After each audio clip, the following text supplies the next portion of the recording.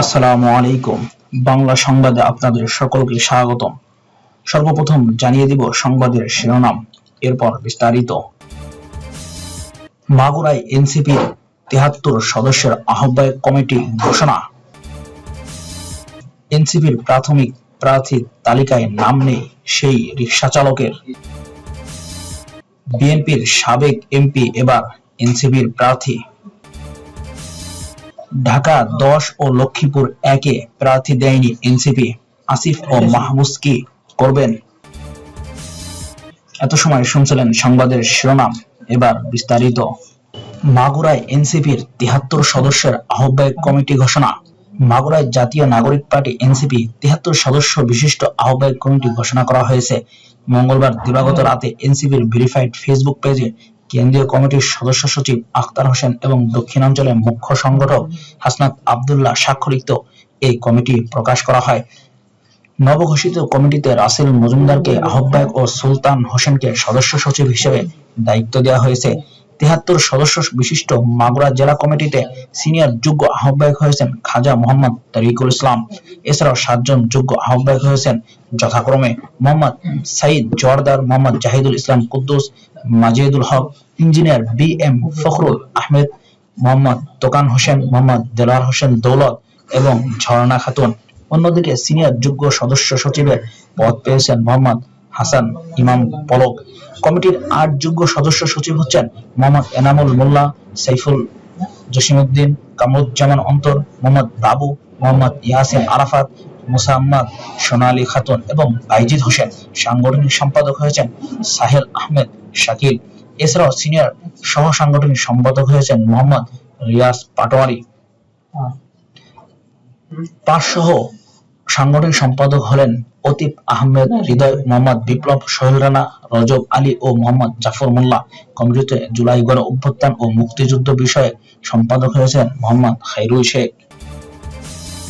এনসিপির প্রাথমিক প্রার্থীর তালিকায় নাম নেই সেই রিকশা চালকের।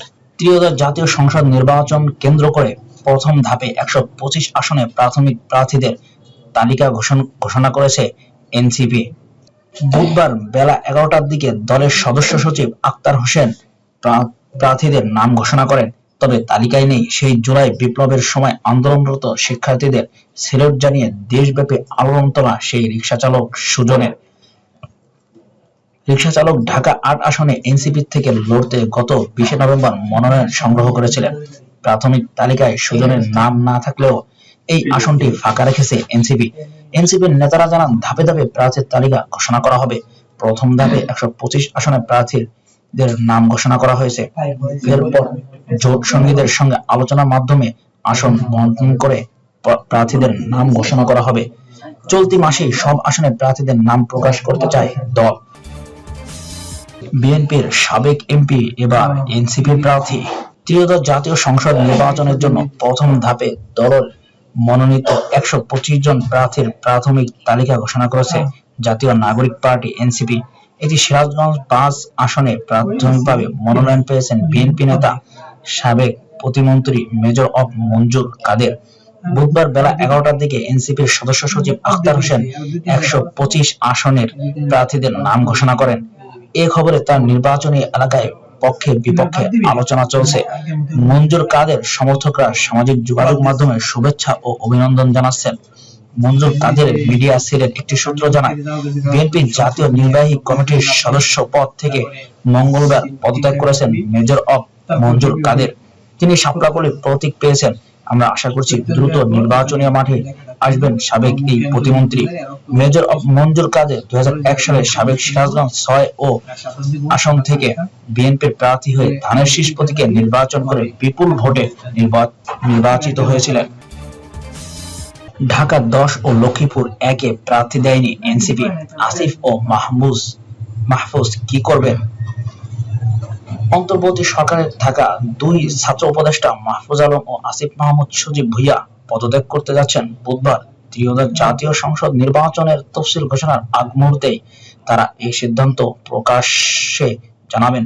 পদত্যাগের বিষয়ে এই ২ উপদেষ্টা মঙ্গলবার সরকার সংশ্লিষ্টদের অবহিত করেছেন। এর মধ্যে আসিফ মাহমুদ আজ দুপুর ৩টায় সচিবালয়ে সংবাদ সম্মেলন ডেকেছেন, সেখানে পদত্যাগের বিষয়টি জানাতে পারেন তিনি। স্বতন্ত্র নাকি এনসিপিতে যোগ দিয়ে নির্বাচন করবেন তা এখনো প্রকাশ্যে জানাননি আসিফ। এদিকে ঢাকা 10-এ প্রার্থীও দেয়নি এনসিপি, তবে ওই আসন থেকেই যে তিনি লড়বেন তা মোটামুটি নিশ্চিত। কিছুদিন আগে তিনি ভোটার হন ধানমন্ডির। ঢাকা 11 আসনটিতে তার মন্ত্রণালয় থেকে বিশেষ বরাদ্দ দেওয়ার অভিযোগও ওঠে। ফেসবুকেও এই আসন থেকে ভোট করার বিষয়ে ইঙ্গিত দেন আসিফ মাহমুদ। অন্যদিকে মাহফুজ কি করবেন বা কোন দলের হয়ে নির্বাচন করবেন তাও নিশ্চিত হওয়া যায়নি। তবে লক্ষ্মীপুর 1-এ যেহেতু এনসিপি প্রার্থী দেয়নি, তাই অনেকেই 2-এ 4 মেলাচ্ছেন, কারণ লক্ষ্মীপুর 1 অর্থাৎ রামগঞ্জে বাড়ি এই ছাত্র উপদেষ্টার। সাংবাদিকদের তার ভাই মাহবুব আলম আগেই জানিয়েছিলেন রামগঞ্জ থেকেই নির্বাচন করার ইচ্ছা মাহফুজের। ঢাকা 10 আসনে বিএনপি প্রার্থী শেখ রবিউল আলম আর জামাতের প্রার্থী অ্যাডভোকেট জসিমউদ্দিন, এই দুই প্রার্থীর বিরুদ্ধেই লড়তে হবে আসিফ মাহমুদ সজীব ভুঁইয়াকে। অন্যদিকে লক্ষ্মীপুর 1 আসন থেকে নির্বাচনের বিষয়ে শেষ পর্যন্ত অটল থাকলে মাহফুজ আলমকে প্রতিদ্বন্দ্বিতা করতে হবে শাহাদত হোসেন সেলিম ও নাজমুল হাসান পাটোয়ারির বিরুদ্ধে। এর মধ্যে নাজমুল হাসান পাটোয়ারি দাঁড়িপাল্লার প্রার্থী, আর ধানের শীষ নিয়ে লড়বেন শাহাদত হোসেন সেলিম।